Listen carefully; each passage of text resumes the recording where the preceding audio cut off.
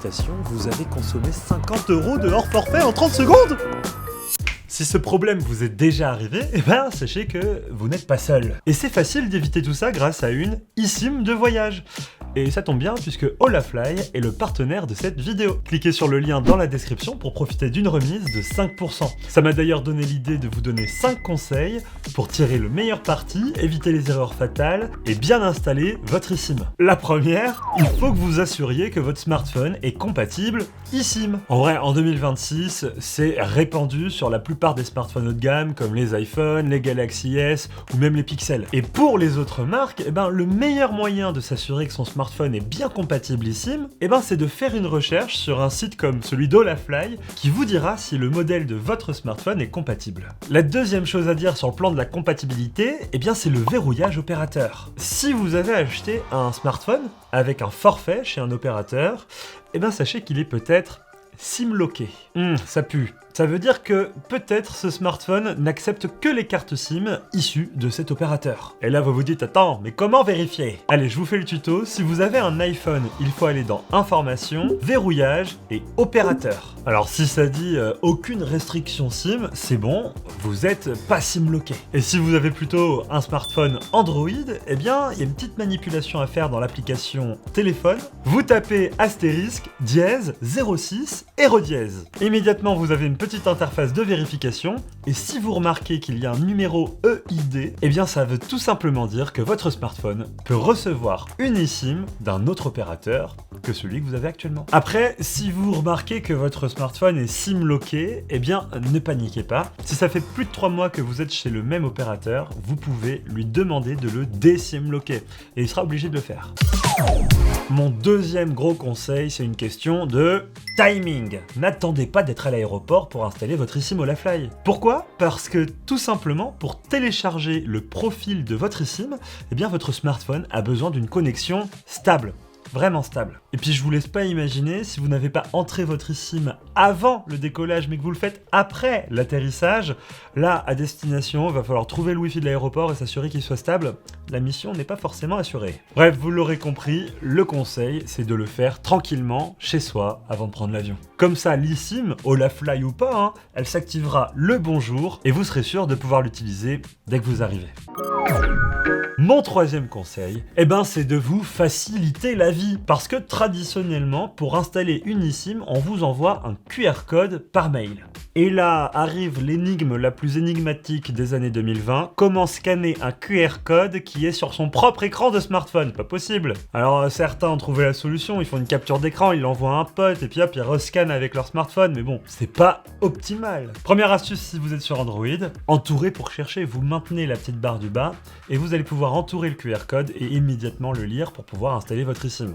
Facile. Et deuxième astuce qui pour le coup fonctionnera sur tous les smartphones, l'installation directe. Et si vous avez un iPhone avec les dernières mises à jour, vous pouvez procéder à l'installation automatique.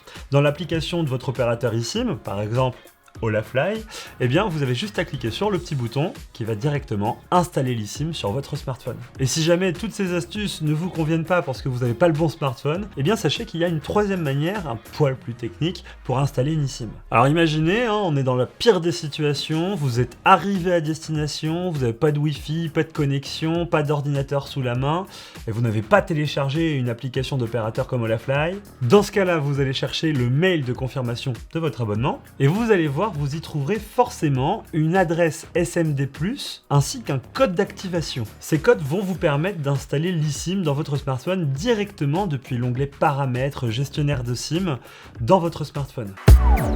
Allez, conseil numéro 4, on arrive au point crucial. Ne pas se tromper de carte SIM. Bah ouais, parce qu'une fois que vous aurez installé votre carte eSIM, il restera toujours votre ancien forfait d'actif. Et je vous laisse même pas imaginer la facture si vous oubliez de désactiver votre forfait français, ça va piquer. Alors moi, ma petite technique pour pas se tromper, c'est de bien renommer ces lignes. Par exemple, moi je renomme ma SIM locale maison et l'eSIM pour partir en vacances, voyage. Comme ça, il n'y a pas de problème. Et après, attention, parce que vous avez 2 lignes, donc il faut faire 2 réglages différents. Pensez donc bien à désactiver les données en itinérance sur votre carte SIM principale française et à contrario de l'activer sur votre carte eSIM de voyage. Comme ça, vous êtes certain, seule la carte eSIM sera autorisée à utiliser de la data à l'étranger. Et puis du côté de votre carte SIM française, elle vous permettra toujours de recevoir vos appels ou même des SMS, mais par contre, pas de data. Allez, dernier conseil, et attention, certainement le plus important. Je vous le dis qu'une fois, il n'est pas possible de supprimer votre eSIM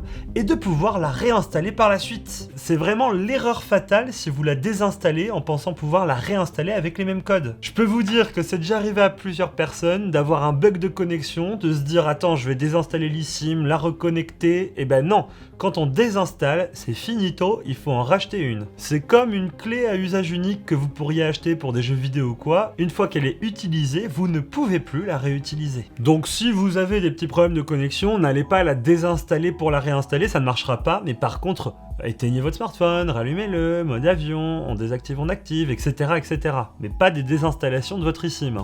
Voilà, maintenant vous savez correctement installer votre eSIM de voyage. Si vous voulez tester les services de la Fly, on vous met tous les liens dans la description. Sachez qu'ils permettent d'avoir de la donnée en illimité dans plus de 200 destinations, avec un SAV disponible 7 jours sur 7 et 24 heures sur 24, et en français s'il vous plaît. Et pour vous donner un ordre d'idée des tarifs, si vous partez une semaine aux USA, la carte donnée illimitée vous coûtera 3,61 € par jour. Et puis bien sûr, plus vous partez longtemps, plus le prix baisse. D'ailleurs, il y a un autre moyen pour que le prix baisse, vous pouvez utiliser le code Frandroid lors de votre achat. Ça vous permettra d'avoir 5% de remise sur votre eSIM de voyage et 10% de remise sur les abonnements de 12 mois. Parce que oui, Olafly propose également des abonnements plus traditionnels sur 12 mois, qui disposent d'ailleurs d'une fonctionnalité que je trouve particulièrement cool, le Always On. En gros, tant que vous avez une eSIM Olafly installée sur votre smartphone, même si elle n'est pas chargée, Olafly vous mettra toujours à disposition 1 giga de données par mois à l'étranger. Et ça peut sauver des situations. Par exemple, s'acheter un nouveau forfait pour la semaine qui arrive, se prendre un Uber rapidement, etc. etc. Voilà, je les remercie encore une fois de soutenir notre chaîne YouTube et de nous permettre de vous parler de ce genre de sujet. Allez, sur ce, vive les voyages, vive l'eSIM et vive nos smartphones. Ciao.